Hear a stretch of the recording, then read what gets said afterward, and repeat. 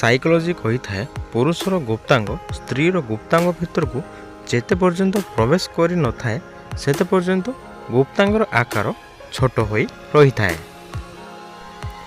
Psychology कही थाए सही महिला मानकर बिया टाइट हो जाई थाए जो माने केबे भी संभव करि न थांती। संतुष्ट हेबा परे झियो माने निजर केउ अंग को ऊपर को उठाई देई थांती।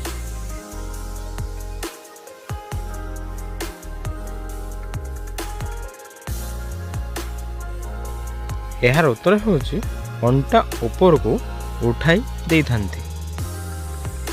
केउ बयसर झियो मानकु रोमांटिक स्वप्न अधिक आसे थाए।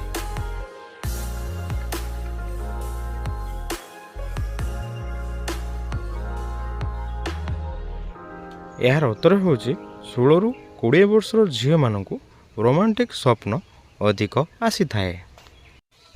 साइकोलॉजी कही थाए महिला निज देहरु कपड़ा काढ़ी देई थांती जेते बेले तांकु लागी थाए कि पुरुष तांकर सबु कथा मानुचंती बोली। कौन सब झियो मानकर प्रथम थर संबंध बनाइबा समय रक्त बाहरी थाए?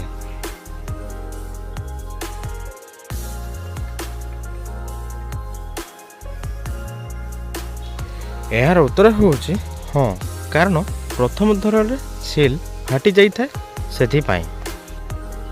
साइकोलॉजी कही थाए महिला मानकु निज कान चुषिबा चाटिबा और चुमिबा बहुत पसंद होई थाए।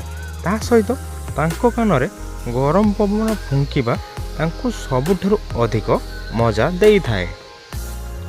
साइकोलॉजी कही थाए झियो मानकु सब बेले एमिति पुओ अधिक पसंद आसी थाए जो मानकर सेंस ऑफ ह्यूमर सबुठारु भलो होई थाए।